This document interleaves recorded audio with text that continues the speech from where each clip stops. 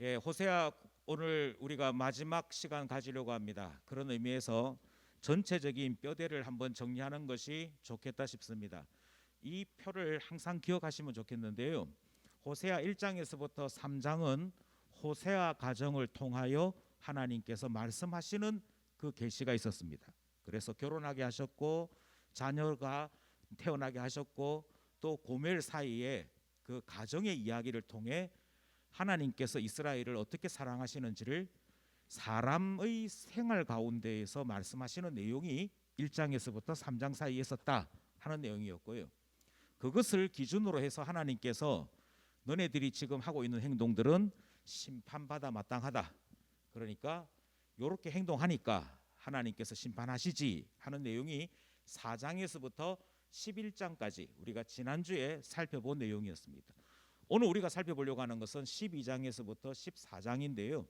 이 내용은 하나님께서 앞으로 이렇게 행하실 것이다, 하나님이 이와 같이 하실 것이다 하는 내용들로 되어 있습니다. 그러니까 우리의 목표는 12, 13, 14장을 공부하는 것입니다.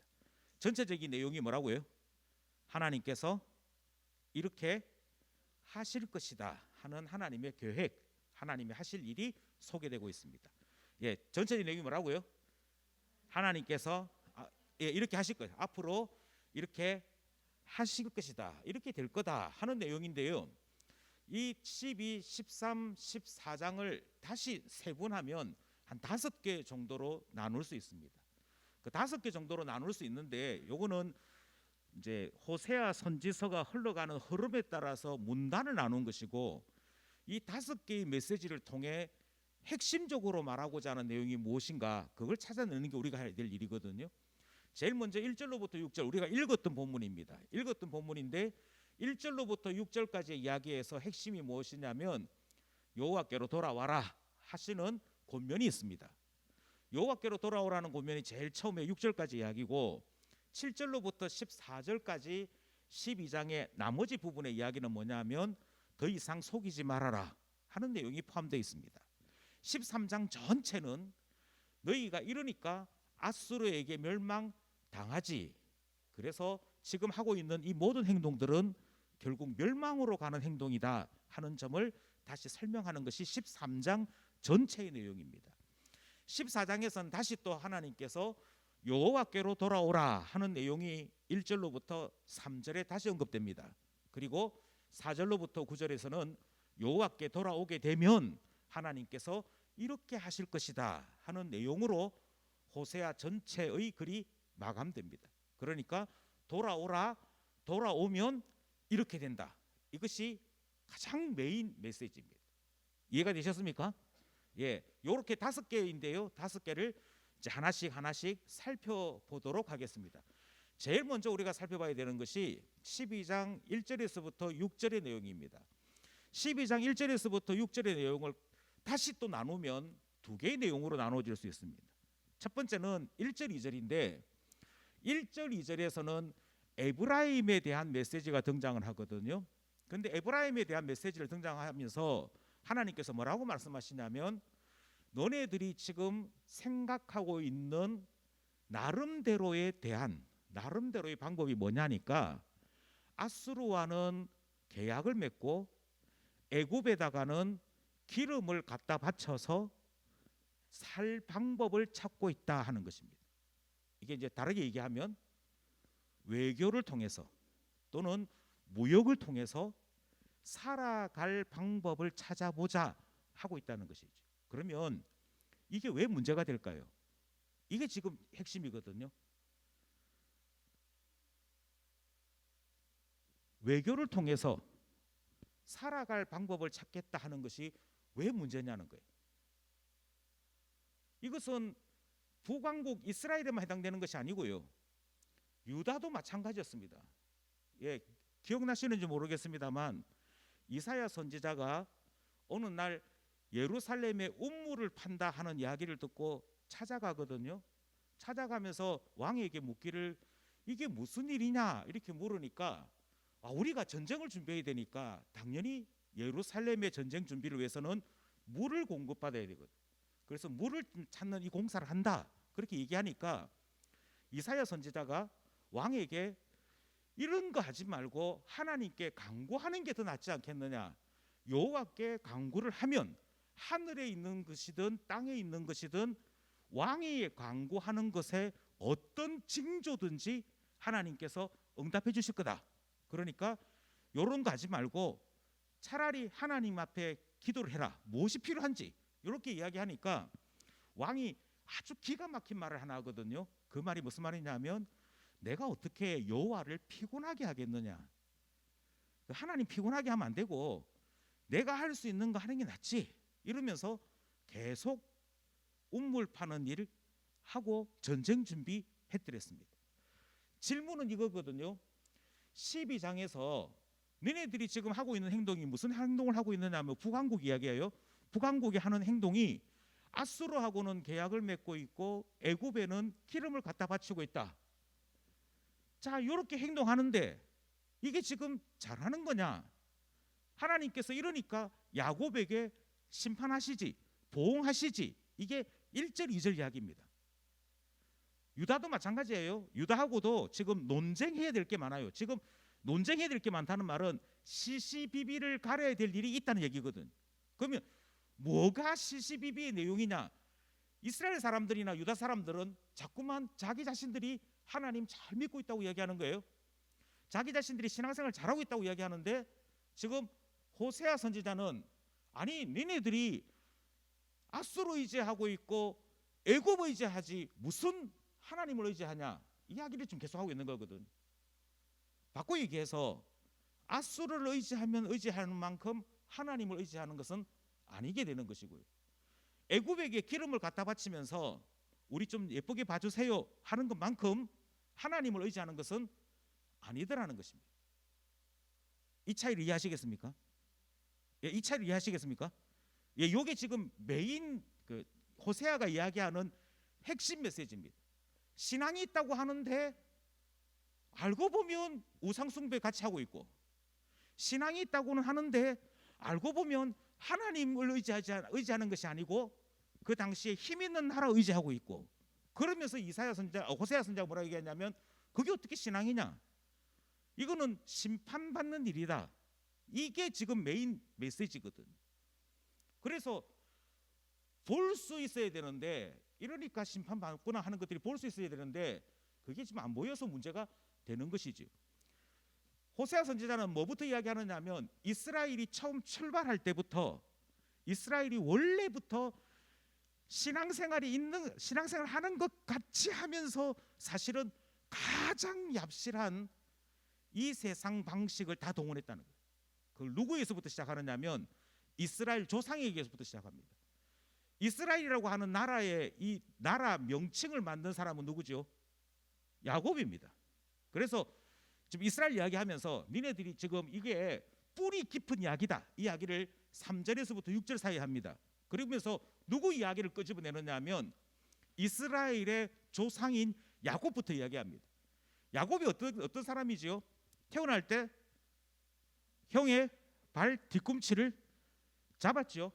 예, 형의 발 뒤꿈치를 잡았다는 말은 하나님께서 원하시면 내가 차자로 태어나든 딸로 태어나든 하나님께서 내게 기회를 주시고 복을 주실 것이라고 하는 이 생각이 아니고 스펙을 갖춰야 된다는 거예요. 참 놀라운 거는 뱃속에서부터 그 생각이 있다는 거죠. 그래서 내가 복을 받으려면 뭐가 돼야 된다? 장자가 돼야 된다. 그래서 하나님께서 나를 복의 사람으로 택하셨느냐 아니냐에 대해서는 지금 자꾸 잊어버리고 있고, 너무 신앙적이잖아요. 하나님께서 장자에게 2배의 복을 주시는 분이시니까 내가 장자로 태어나야 돼. 그거 하려고 앞서 태어나고 있는 형 발 뒤꿈치 잡고는 못 나가, 내가 나가야 돼 했던 사람이 누구였다? 야곱이죠. 그럼 질문은 이거예요.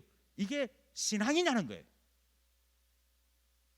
얼마나 믿음이 좋습니까? 끝까지 놓치지 않는 믿음의 사람, 하나님께서 복 주실 줄을 믿고 장자로 태어나리라고 끝까지 붙잡은 사람, 이렇게 하면은 마치 신앙이 있는 것 같은데 이게 신앙 아니라는 거예요. 그것만 그랬느냐? 그렇지 않고 또 하나 있어요. 뭐 어떤 게 있냐면 베델 사건을 이야기합니다. 베델에서 어떤 사건이 있었느냐면 야곱이 이제 쫓겨나서 집에서는 쫓겨나서 이제 시리아 땅으로 가야 되는 거예요. 그렇죠? 라반 삼촌 집으로 가야 되는데 그 가면서 얼마나 미지의 세계로 가는 거니까 자기로서는 알 수 없는 세계를 가는 거니까 두렵기도 하고 또 형을 피해서 도망가는 거니까 죄의식이 있었겠습니까? 그래서 그 밤에 돌베개 베고 자고 있을 때 하나님께서 야곱에게 복을 주신 거잖아요. 그래서 어떻게 했다고요? 하나님께서 야곱에게 복을 주시면서 너 돌아오게 될 거다. 너 여기 와서 다시 예배하는 날이 있을 거다. 이렇게 했을 때 감사합니다 하고 했던 사람이 누구냐면 야곱이었단 말이에요. 맞죠? 같습니다. 가가지고 돌아올 때도 마찬가지 입장이에요. 하나님께서 내가 너와 함께 간다 이러는데도 마하나임이라고 하는 곳에 도착해서는 하나님, 제가 하나님과 함께 하는 줄 믿습니다. 어쩐다 말은 그렇게 하는데 꼼짝을 못해요. 그래서 어떻게 하느냐면 하나님이 함께 하시는 것을 믿느냐? 믿습니다 해놓고는 에서가 나타났을 때 어떻게 했죠? 하나님께서 내게 말씀하시기를 하나님이 나를 지켜주신다고 했다. 너무 성질 내지 말고 좀 차분히 앉아봐라. 있어 봐라. 네 뭐 때문에 화가 났느냐? 이렇게 되는 게 아니고 하나씩 보내죠. 얼마나 치사하냐면 가족들부터 다 먼저 내보냅니다. 제쯤에 양 보내고 종 보내고 그 다음에 자기 아내와 아이들 보내고 그러면서 에서가 이게 뭐냐 묻거든. 우리 주인 야곱이 그 형 에서를 위하여 선물로 드리는 겁니다. 이러면서 온갖 방식 다 동원하는 거잖아요. 해놓고는 맨 뒤에 나타나가지고는 형님 이러면서 울고 그렇게 하잖아요. 이 이야기를 하는 거예요. 그때 울고 불고 했었다.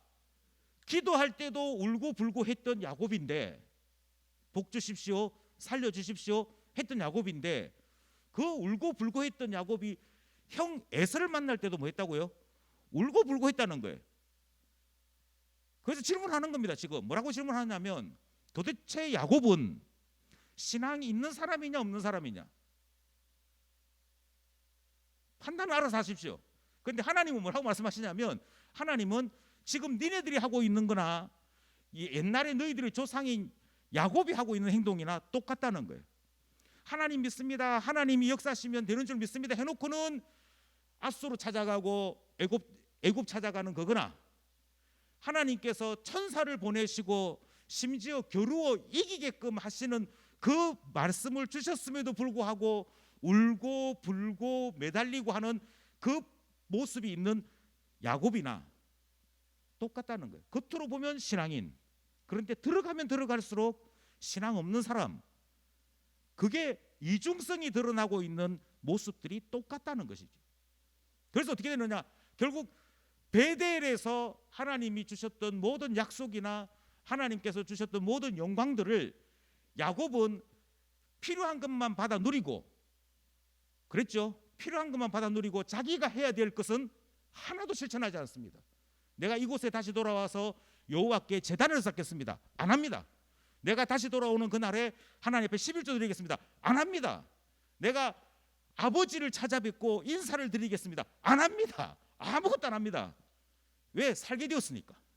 이제 살만하니까.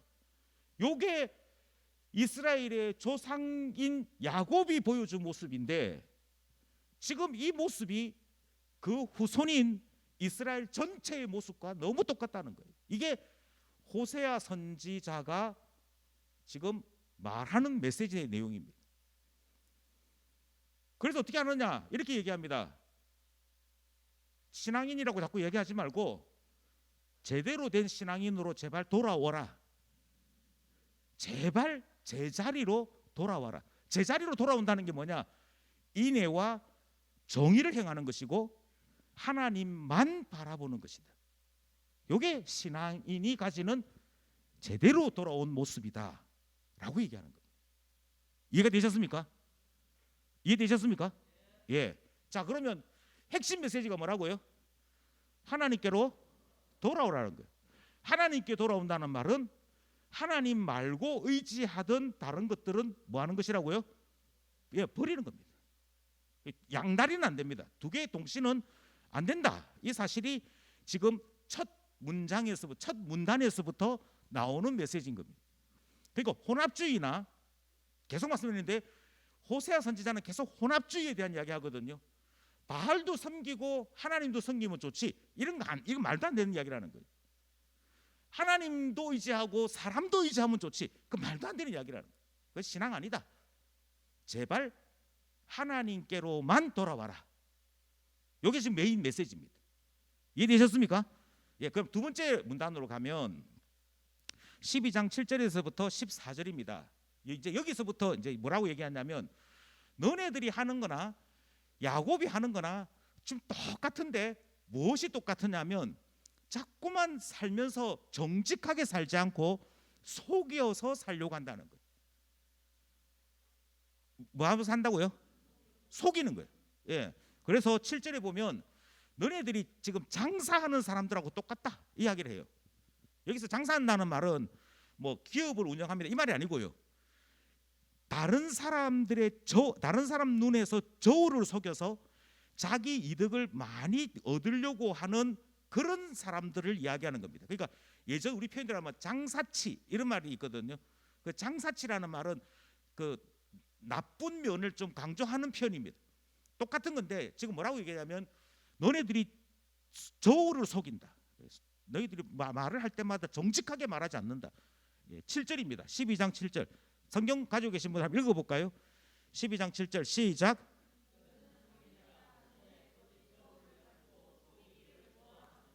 예, 그래서 이스라엘 사람들이 저울을 가지고 자꾸 장난질을 합니다. 장난질을 하는데 그 장난질을 해서 돈은 벌었느냐? 예, 돈은 번다는 거예요. 돈은 번다는 거예요. 이 표현이 중요해요. 그렇게 원하던 돈은 버는데 대신 무엇은 잃게 되느냐? 돈은 얻었는데 의로움은 잃게 된다는 거예요. 그게 8절 말씀입니다. 12장 8절 시작.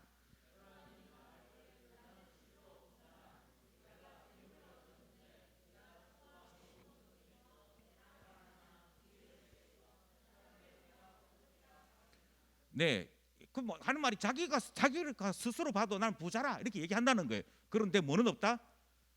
의로움은 없는 거예요. 그런데 의로움은 없는데 이게 얼마나 무서우냐면 돈이 많잖아요. 돈이 많으면 돈이 조금 많은 게 아니고 완전 많으면 어떤 일이 생기느냐면 감히 그 앞에 나가 누가 당신이 이런 불의한 방법으로 돈 벌었지 이렇게 말하는 사람 없다는 거예요. 무슨 말인지 이해되십니까? 예, 완전 부자 앞에서는 당신이 악하게 돈을 벌었잖아 이런 말도 안 한다는 거예요. 그만큼 돈 하나 얻기 위해서 의로움이라고 하는 것을 완전히 버린 거예요. 이게 누구의 모습이냐면 지금 북왕국 이스라엘의 모습입니다. 북왕국 이스라엘은 무역을 통해서 부자가 될 수 있다면 우상숭배쯤이야 얼마든지 할 수 있다 해서 페니키아 제국으로부터 온갖 우상 다 들여왔고요. 시리아로부터 온갖 우상 다 들여왔고요. 그래서 우상 종합 잔치가 되었잖아요. 이 모든 것들이 다 무엇을 위해서 일어난 일이냐면 돈 벌려고 일어났던 일입니다. 돈 벌려고 하다 보니까 이제 막 속이기 시작하는 것이고 돈에 집중했더라는 것입니다. 그런데 그들 스스로도 내가 불의하니 뭐하니 이런 말 아무도 안 하더라. 돈 버니까. 그 다르게 얘기하면 돈 벌고 의로움은 완전히 잃어버린 것입니다. 여기 지금 이스라엘의 지금 모습입니다. 호세아 선지자 있을 때의 모습입니다. 그런데 뭐라고 얘기하느냐면 선지자는 이렇게 얘기합니다. 요게 지금 말도 안 되는 일이다 이렇게 얘기해요. 제일 첫 번째, 이스라엘에게 돈이 필요했냐? 이거부터 다시 얘기하는 거예요. 다시 얘기해요. 이스라엘은 원래부터 부자였을까요? 이스라엘은 원래부터 부자였나요? 호세아 선지자는 이렇게 얘기합니다. 우리 출신이 어디 출신이냐면 광야 출신이다. 그 말은 부자였다 아니었다? 부자 아무도 부자이지 않았어요. 우리 출신이 광야 출신이어서 우리가 사는 집은 다 장막집이었다. 그 텐트였다. 그러니까 바꿔 얘기하면 그 누구도 노예로 살았고 부자로 산 사람 아무도 없이 있다가 하나님께서 노예에서 해방시켜 주시고 광야 지나오게 하셔서 우리가 그나마 여기까지 오게 되었는데 자꾸 그때를 잊어버린다는 거예요. 그때는 부자가 아니었다. 이 말은 다르게 얘기하면 하나님께서 부자가 아닌 자들을 가까이 하셨다는 말도 되고, 부자이냐 아니냐는 하나님 앞에 살아가는데 아무런 조건이 아니라는 거예요.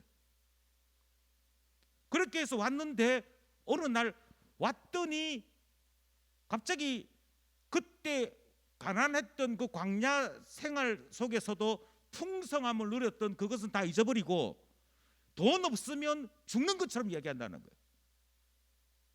다시 또 질문해야죠. 하나님 믿는 걸까요, 안 믿는 걸까요? 그러면 어느 날 어느 순간 하나님은 없어도 될 것 같은데 돈은 없으면 안 되는 상황으로 간 거예요. 그러면 신자라고 말할 수 없다는 거예요. 그 왜 나는 부자다 이 이야기를 왜 해야 되냐는 거예요. 이해가 되셨습니까? 아직도 이해가 안 되십니까? 돈이 인생의 목적이어서는 안 된다는 얘기예요. 돈의 인생이 목적이 되기 시작하는 그 순간부터 저울은 속이게 돼 있고 하나님에게서는 떠나게 돼 있다는 거예요. 이해가 되셨습니까? 예, 그러면서 아니 이스라엘이 오늘까지 오는 동안에 하나님께서 부자여서 그러면 이스라엘을 사랑하신 것이냐? 아니고 우리가 하나님께로부터 정말 사랑받았을 때가 언제냐면 광야에 있을 때인데, 그 광야에 있을 때 하나님께서 오히려 우리 가운데 은혜를 주셔서 우리가 풍요롭게 지낼 수 있었다. 그런데 이제 그 명절이 하나님이 우리 가운데 역사하셨다는 것을 기념하는 그 날이 변질이 되어가지고 6월절이니 뭐 초막절이니 이런 것들이 변질이 되어가지고 자꾸만 내가 올 한 해 얼마나 많이 벌었노, 내 창고가 얼마나 많이 커졌느냐, 자꾸 여기에만 관심을 가지는 희한한 변질이 왔더라 하는 것이죠. 그러면서 뭐라고 얘기하냐면, 자 다시 한번 봐봐. 너네와 야곱은 정말 똑같아 이야기를 하는 겁니다. 자 11절을 먼저 보겠습니다. 11절 12장 11절입니다. 시작.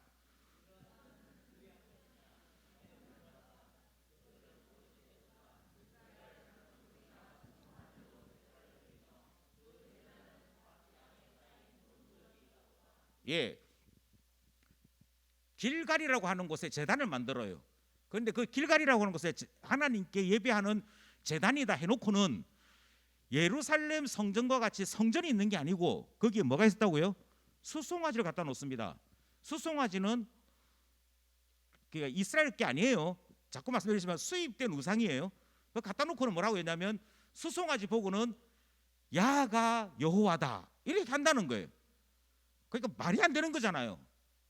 자기들이 봤을 때는 하나님 계속 섬긴다고 꼬박꼬박 우기고 있고, 선지자가 봤을 때는 말도 안 되는 속이는 짓이는 거예요. 그런데 요게 야곱하고 똑같다는 이야기를 다시 12절부터 합니다. 야 너희들은 하는 거 보니까 불의한 자들이다. 너희들 하는 거 보니까 속이는 자들이다. 세상에 수송아지 갖다 놓고 여호와가 했다라고 말하는 그 말도 안 되는 돌덩어리 갖다 놓고 이게 뭐 하는 짓이냐 이렇게 이야기하고 난 다음에, 그런데 잘 봐봐. 너희 조상 야곱이 어떤 사람이었는지 12절에 이렇게 얘기합니다. 한 여자를 얻기 위해서 야곱의 인생 전체를 갖다 바친 사람이다. 그래 놓으죠. 12절 읽겠습니다. 시작.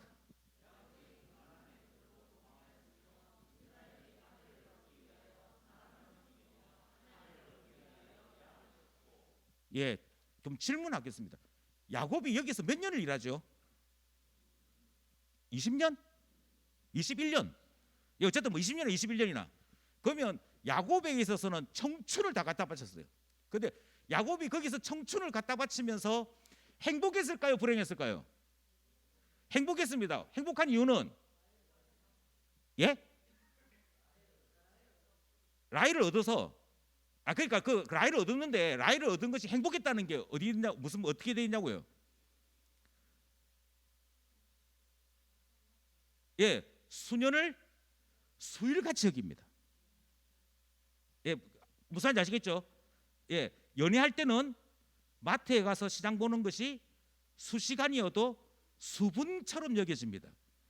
그러다가 연애의 간격이 줄어들면 잠깐 가는 마트도 수일처럼 여겨집니다. 그러니까 시간을 딱 보면 상대성의 원리가 딱 등장하는 거예요. 그런데 뭐라고 표현하고 있냐면 야곱이 라헬 하나 얻기 위해서 수년을 일합니다. 정확히 말하면 20년을 일합니다. 그런데 일하는데도 느끼기에는 어떻게 느끼냐면 그냥 며칠 일한 것처럼 기쁜 마음으로 일합니다. 그러니까는 7년 일하고 난 다음에 아내 줄게라는데 레아 주고 아이고 미안하다. 우리는 첫째부터 주는 게 우리 가슴에 어쩔래 7년 더 하면은 내가 동생 줄 수 있는데 이러니까 그럼 오케이 콜 이라고 또 하잖아요. 그렇게 했다는 거예요. 그러니까 내가 느끼기에는 잘하고 있다고 느꼈다는 거예요. 근데 질문, 이게 잘하는 거였어요? 속이기 좋아하는 이스라엘이 야곱이 누구에게 속은 거예요? 라반에게 속은 거예요. 지금 그 이야기인 거예요. 야, 너그 조상 야곱도 잘하는 줄 알고 여자 하나 얻는 그 일에 인생 전체를 투자했는데 그게 알고 보면은 저거 삼촌한테 속은 거지. 그게 바보지 이 이야기거든요. 그러면서 뭐라고 했냐면 내가 지금 돈 버는 줄 알고 있는데 너희들이 지금 잘 살고 있는 줄 알고 있는데 알고 보면은 속는 거다. 그래서 속이던 자가 자기보다 더한 도둑놈 만나가지고 평생을 속아서 그냥 이 일해가 안 되겠다 하고 도망 나온 것이 야곱의 삶이다. 이해가 되십니까? 예, 그게 야곱의 삶인데 지금 에브라임이 똑같은 짓 한다. 저울 속여가지고 내가 부자다.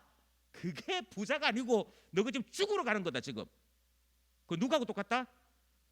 야곱하고 너무 똑같다. 14절 볼까요? 14절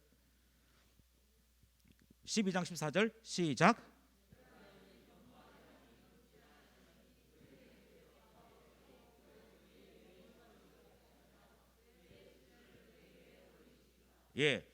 결국 모든 것들이 뭘로 돌아오느냐? 자기 자신들에게 수치로 돌아오고 피로 돌아오는 일인데 1절에서 뭐라고 얘기해요? 그것도 모르고 부자잖아. 나한테 시비 거는 사람 아무도 없어.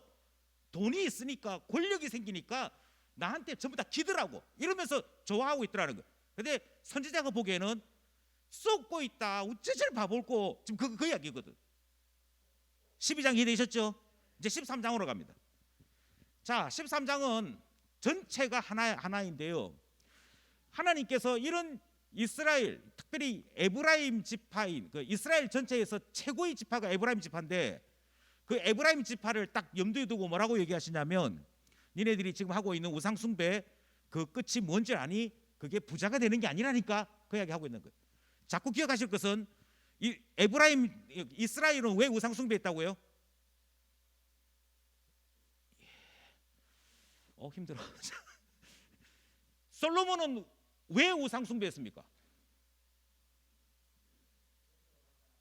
영토 확장하기 위해서. 그래서 전쟁을 치는 게 아니고 어떻게 했다고요? 이웃 나라에 공주들을 데리고 오면서 결혼을 했다고요. 그랬더니 결혼했던 그 공주들이 자기 우상을 다 데리고 들어온 거예요. 그게 이스라엘 예루살렘 안에 자리를 잡게 되었고 후궁들이 있는 그 장소들마다 다 우상들이 있게 된 출발이 거기 있었습니다. 우상 숭배 왜 하게 됐느냐? 다시 얘기하는데 그게 잘 사는 줄 알고 그게 나라를 크게 만들고 이제 확장시키는 줄 알고. 똑같이 질문할게요. 이스라엘은 북왕국 이스라엘은 왜 바알 우상이니 은으로 만든 우상이니 송아지 우상이니 이런 것들 왜 데리고 왔을까요? 이것도 마찬가지예요. 이 똑같아요. 예전에 가나안 족속들에게서부터 가지고 왔던 바알 우상, 조금 더 위에 수리아라고 하는 곳에서 가지고 왔던 우상, 페니키아 제국에서 바다 건너온 우상, 이 모든 우상들을 왜 가지고 왔느냐? 심지어 아수르에 있는 우상까지 왜 가지고 왔느냐? 그때마다 우상을 수입함과 동시에 니네들이 우리를 좀 도와줘야겠어. 니네들이 우리를 보호해줘야겠어. 그것 때문에 했단 말이에요. 이 나라 잘 만드는 거죠. 그러니까 외교를 잘해 이런 건 줄 알고 했다는 거예요. 그런데 결과가 무엇이라고요? 하나님께서 그게 잘하는 게 아니라고 지금 얘기하시는 거예요. 3절, 13장 3절. 찾습니까? 읽겠습니다. 시작.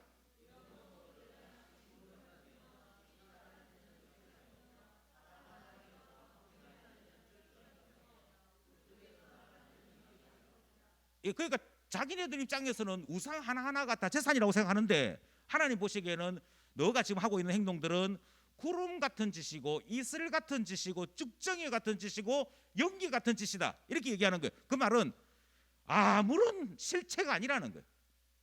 이거 다 바람 잡는 짓이고 헛짓이라는 거예요. 이해가 되셨습니까? 그래서 여기서 핵심이 다시 등장하는 거예요.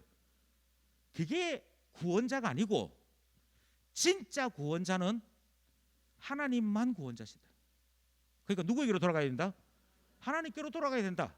이게 지금 호세아 선지자를 통해서 하나님께서 계속 말씀하시는 거예요. 야, 너가 지금 살아보려고 하는 건지는 알겠는데 그게 사는 짓 아니라니까. 너희들을 살려줄 수 있는 유일한 구원자는 누구냐면 하나님밖에 없어. 4절입니다. 13장 4절 읽겠습니다. 시작.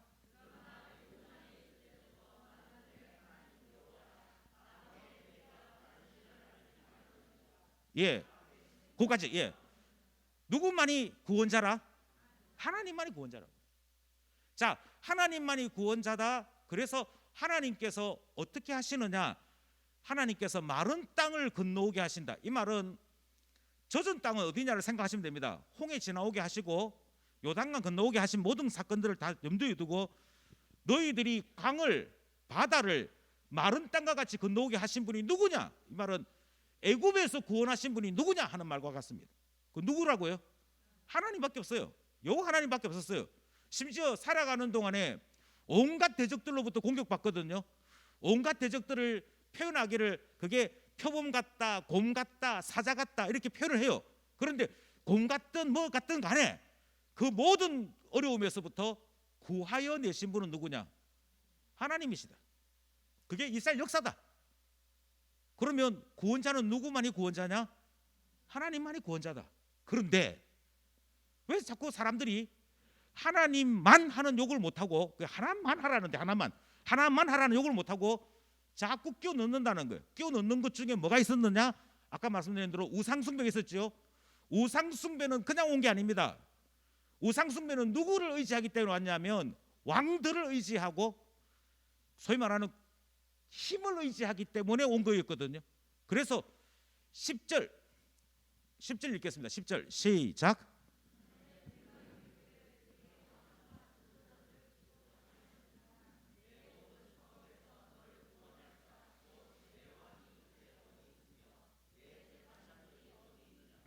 예, 기도하는데 뭐라고 기도하느냐면 하나님 참 회개합니다. 하나님만 섬기고 살았어야 되는데 저희들이 사람을 의지했습니다. 이게 회개해야 될 기도 제목인데 뭐라고 기도하느냐면 하나님 우리를 위해 왕을 보내주십시오. 우리에게 저 나라에 좋은 군사력을 좀 붙여주십시오. 그랬다는 거예요.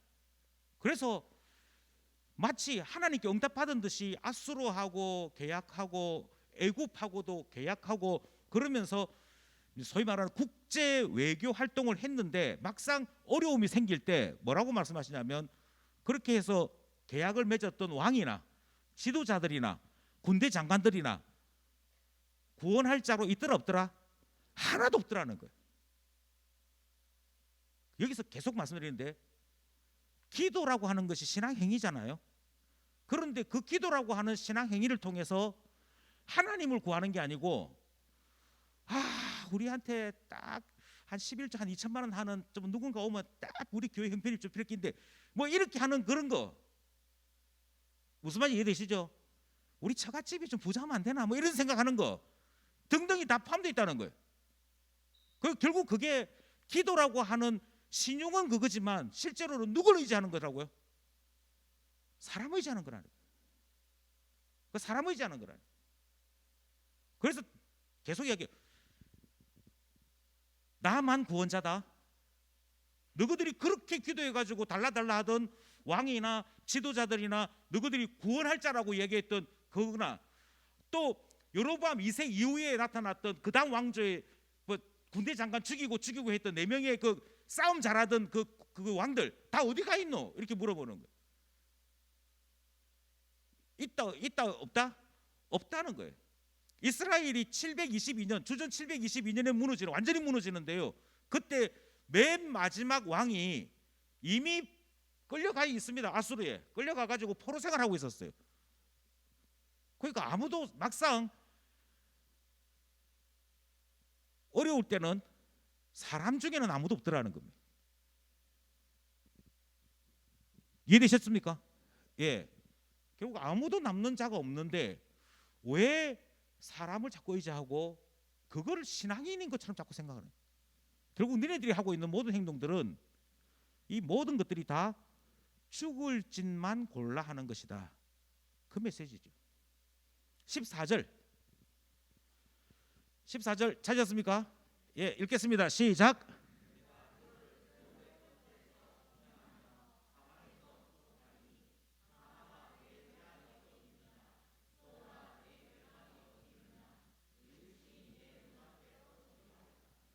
예. 결국 그냥 죽음 안으로 가고 있는 중에 있지요. 이게 지금 비참한 북왕국의 현실입니다. 이 호세아 선지자만 이야기한 게 아니거든요. 이 당시에 선지자들이 여러 사람들이 하나님께로부터 말씀을 받아가지고 거의 비슷한 이야기를 합니다. 그런데도 불구하고 희한하게 이스라엘 사람들이나 이때 지도자들이 하나도 깨닫지 못합니다. 그리고 멸망으로 가게 되죠. 결국 스스로 멸망을 향해 갔던 이스라엘에게 최종적으로 하나님께서 야, 결국 이러니까 내가 너희들이 그렇게 믿던 아수르를 통해서 완전히 멸망시키지 라고 하는 하나님의 예언이 선포되는 거죠. 16절입니다.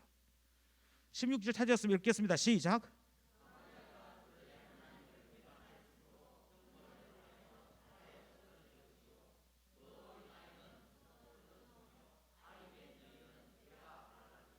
예, 제가 언젠가 요나서 설명할 때 했던가 하여튼 아수르라고 하는 나라가 얼마만큼 지독한 나라인지에 대한 설명을 한 적이 있는데요. 아수르는 전쟁을 할 때 제1원칙이 전쟁에서 피곤하다, 귀찮다, 뭐 복잡하다 싶은 거는 아예 제거합니다. 전쟁에서 가장 귀찮은 게 뭐냐면 포로입니다. 포로 판매기 되잖아요. 포로 판매기는 예사일이 아니거든요. 포로 10명을 지키려면은 우리 군사 적어도 서너 명이 꼼짝을 못하고 붙어 있어야 돼요. 그래서 이런 거 안 합니다. 아예 안 합니다. 제일 중요한 거는 모든 남자들은 다 죽입니다. 예외가 없습니다. 모든 남자는 다 죽입니다. 어느 정도로 죽이느냐? 아이다. 남자인데 아이다. 그러면 건장한 남자가 무릎 쪽을 들고 발 쪽을 들고 어깨에 매서 땅바닥에 쳐서 머리를 깨 죽입니다. 이게 중요해요. 머리를 깨 죽입니다. 그런데 그래도 살 수도 있잖아요. 살 수 있기 때문에 반드시 머리 가죽을 벗겨서 가져가야 됩니다. 그래서 내가 몇 명을 죽였다가 됩니다. 뱃속에 아기가 있을 수 있잖아요. 그래서 여자는 임신했는지 안 했는지 알 수 없기 때문에 반드시 배를 갈라서 태아도 죽여야 됩니다. 그래서 별명이 멸망의 기계입니다. 지금 그 이야기가 등장하는 거거든요. 좀 건장하다. 예를 들어서 뭐 이렇게 청소년인데 뭐 키가 한 70, 80 되고 뭐 벌써부터 이제 뭐 어느 정도 남자 그 장년으로서 있다. 그러면 매 가지고 칠 수는 없잖아요. 그러면 손과 발을 양쪽에서 잡아서 이 벽에다 대고 역시 마찬가지로 매어 쳐서 죽입니다. 그래가지고 사람 가죽 가져온 데 있잖아요. 사람 가죽을 가지고 오면 그것을 중동의 뜨거운 햇볕 아래 말립니다. 말려서 100장 단위로 묶습니다. 묶어서 그걸 가지고 제사를 지냅니다. 신이 나에게 힘을 줘가지고 이렇게 성정에 승리했다고. 그게 제단에 바치는 제물로 등장하는 데가 아수르라고 하는 곳입니다. 이제 그 말고 뭐 그럼에도 불구하고 좀 살아남아 있는 사람이 있다. 우리 항복 뭐 이렇게 했다. 그러면 전에도 말씀드렸지만 이주를 시킵니다. 얘들 뭉쳐 있으면 반드시 보복하니까 다른 곳에 다 보냅니다. 가족은 모두 다 해체시킵니다. 그리고 새로운 가정을 만들도록 합니다. 그래서 혼혈이 오도록 합니다. 이스라엘 사람들이 왜 사마리아에 있는 북왕국 쪽에 있던 사람들을 이스라엘 사람 아니라고 얘기하느냐면 그 앗수르에 의해서 순수 혈통이 아닌 이방 혈통이 섞여왔으니까 너는 이제 이스라엘 사람 아니다 하고 버렸던 게 출발이 여기에 등장하는 거예요. 이 말은 앗수르가 북왕국 이스라엘을 철저하게 무너뜨릴 것이다, 그 말이에요. 그래서 북왕국 이스라엘 앗수르가 전쟁하는 방식이 16절에 그대로 소개되고 있는 겁니다. 그러면 다 돼 있잖아요. 야, 지금 이스라엘이 이게 된다니까. 나라도 나왔어요. 그 나라가 어떻게 멸망시킬지도 다 나왔어요. 이렇게까지 예언이 했다니까요. 누가 예언했다? 호세아 선지자가 이렇게까지 예언을 했는데도 하나님 이렇게 하신다니까, 이대로 가면 이렇게 된다니까 하는데도 못 알아듣더라는 거예요. 그러니까 지식이 말길 알아듣게 하는 게 아닙니다. 성령께서 깨닫게 하셔야 되는 것이라는 걸 늘 기억하실 필요가 있다는 거예요. 이게 13장 전체의 메시지입니다. 자, 이제 마지막 14장으로 가보겠습니다. 14장 1절에서부터 3절이 다시 이야기합니다. 여호와께로 뭐해라? 돌아오라. 여기서 계속 말씀드리는데 이스라엘하고 계속 싸우는 거예요. 이스라엘은 뭐라고요? 우리가 이미 여호와께로 돌아왔다. 그렇잖아요. 이스라엘은 예루살렘에 제단 하나밖에 없지만은 우리는 길갈에도 있고 베델에도 있고 두 개나 있다. 이게 지금 북왕국 이스라엘의 자부심이라니까요. 그런데 뭐라고 말씀하느냐면 호세아 선지자를 통해서 하나님 말씀하시기를 너네들이 지금 하고 있는 행동은 돌아온 게 아니다. 돌아오라니까. 불의하면 심판받아. 돌아와 제발. 그 이야기를 계속 하고 있는 겁니다. 그러니까 호세아 선지자의 주요한 메시지는 제발 돌아오라는 겁니다. 14장 1절입니다. 1절 찾으셨으면 읽겠습니다. 시작.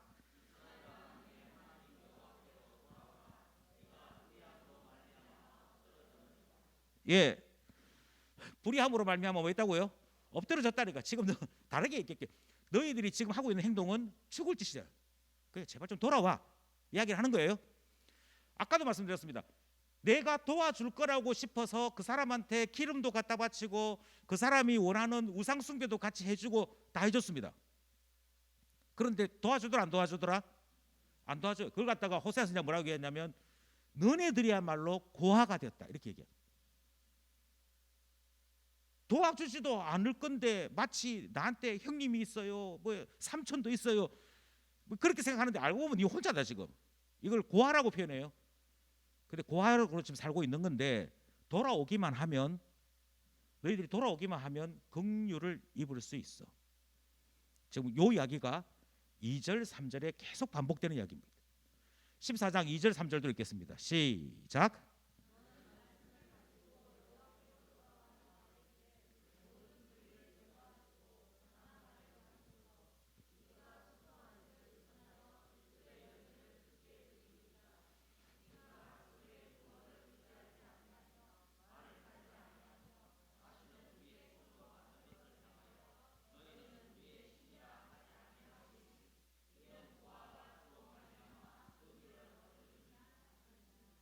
예, 무슨 말인지 이해 딱 되시죠? 지금 선지자가 계속하는 얘기는 자꾸 신앙이 있다고 하면서도 우상 숭배하고 신앙이 있다고 하면서도 사람 의지하던 그 모든 것에서 돌아오면 고아와 같은 너희들이 하나님께로부터 참된 구원, 참된 은혜를 누릴 수 있게 된다. 그러니까 제발 어정쩡하고 희한한 그거 그만하고 제대로 좀 돌아와 하는 이야기가 14장 마지막 장에 메인 메시지로 다시 등장하는 겁니다.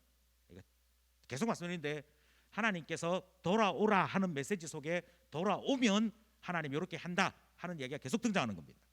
이해되셨죠? 예, 이제 마지막으로 가겠습니다. 마지막 문단 4절에서부터 9절인데요. 4절에서부터 8절에는 만약 돌아온다면 어떤 일이 벌어지느냐에 대한 말씀이 등장합니다. 그러니까 내가 너희들이 돌아오면 내가 이렇게 한다니까 이게 4절에서부터 8절까지 길게 설명이 돼요. 전제 조건은 앞부분입니다. 하나님께서 이래 한다 했는데 이스라엘 이래 안 됐잖아요. 이렇게 말하면 지금 앞과 뒤가 안 맞는 거예요. 요 이야기의 이 약속의 전제는 뭐라고요? 돌아오면. 예, 여기 앞부분입니다. 4절부터 8절까지 길지만 읽겠습니다. 찾으셨습니까? 예, 4절부터 8절 시작.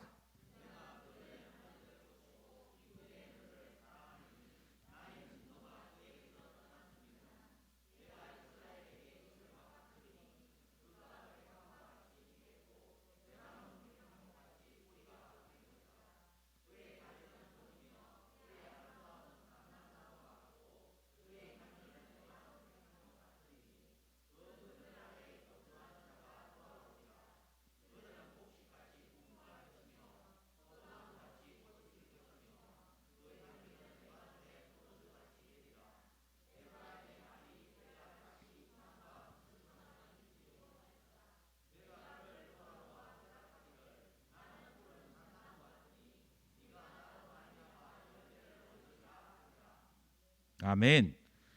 예, 그래서 하나님께서 이렇게 하시겠다라고 하는 하나님의 약속이 포함되어 있습니다. 계속 말씀드리는데 항상 이 메시지는 앞부분에 예, 돌아오면 하는 전제가 있습니다. 너희들이 돌아오기만 한다면 예, 마음을 고칩니다. 주변 환경을 고칩니다. 이스라엘 전체에 복을 주시는데 그 주변에 있는 그 아름다운 모든 것들이 이스라엘 안에 다 나타나도록 하시겠다라고 말씀합니다. 그럼 됐잖아요, 그죠? 그럼 뭐만 하면 된다고요? 돌아오기만 하면 됩니다.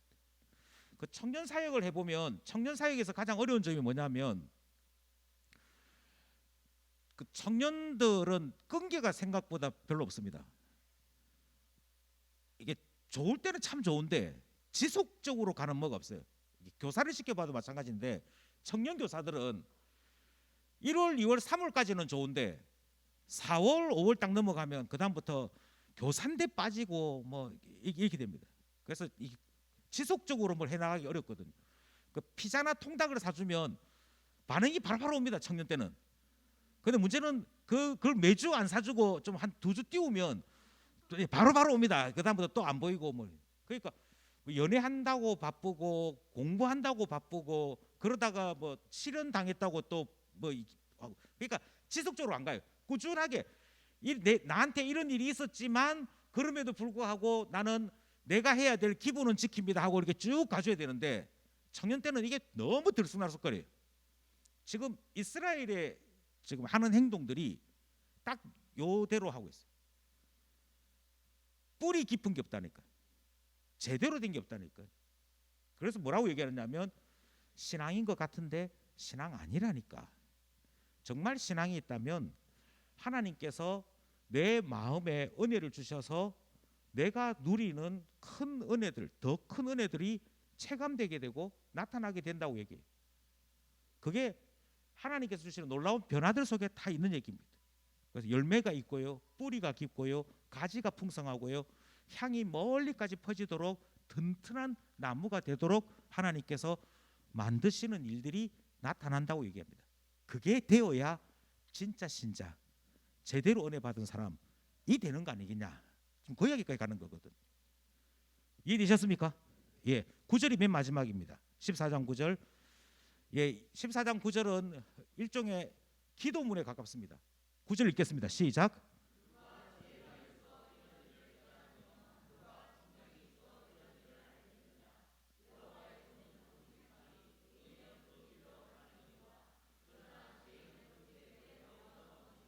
예, 분명히 죄인은 바로 서거나 뭐 제대로 유지될 수 없습니다. 의인만이 하나님께로부터 이 복을 받는 것인데 소원은 모든 사람들이 하나님께로부터 은혜를 입는 사람 되기를 원하는 것이 선지자의 소원이고 우리의 소원인 것이지. 예, 이 점을 우리가 다시 한번 더 굳건하게 생각할 수 있어야겠습니다. 이제 우리에게로 좀 돌아와야 되는데요. 우리는 이제 호세아서를 아주 길게 이 코로나 때문에 시작했다가 2년 만에 끝나는데 어쨌든 예, 호세아 선지자의 결혼 생활을 통해서도 하나님 음성을 들었고 이스라엘이 어떻게 지금 살고 있는가 하는 그 모습을 보면서 아 이게 신앙 아니구나 하는 것도 배웠고, 최종적으로 오늘 마지막 부분 하나님께서 이렇게 하실 것이다 하는 이 계시의 말씀을 들으면서도 신앙은 혼합이 아니고 신앙은 절충도 아니고 하나님께서 원하시는 구원 얻는 신앙은 매우 분명하고 순수해야 되는 것을 우리 다시 한번 배우게 됩니다. 그런데 살아가면서 우리는 자꾸만 하나님을 섬기는 신앙에 자꾸 다른 것을 집어넣으려고 한다니까요. 그렇죠? 그거는 안 된다. 필요하면 하나님께서 사람 붙여주십니다. 필요하면 하나님께서 나라도 붙여주십니다. 여기 반대로 가면 곤란해요. 길과 방법은 하나님이 정하시는 것인데 자꾸만 내가 길 정하고 방법 정해서 하나님 아닌 사람 의지하려고 하다 보면 신앙으로 시작했는데 결국은 신앙 아닌 삶으로 끝이 날 수가 있다는 거죠. 그러므로 하나님께로 돌아오는 것, 항상 하나님께로 계속해서 나는 하나님만 의지합니다. 이 신앙생활을 다시 한번 점검하고 계획할 수 있어야겠다 하는 것이죠. 여기서 어긋나는 것들은 우리는 다시 한번 더 말씀드리는데 하나님께서 신앙 아니라고 하시니 나도 불순물은 제거하고 참 신앙인으로 살아야지 하는 삶을 살아갈 수 있어야 할 것이다. 호세아를 마치면서 다시 한번 말씀을 드리게 됩니다. 기도드리겠습니다.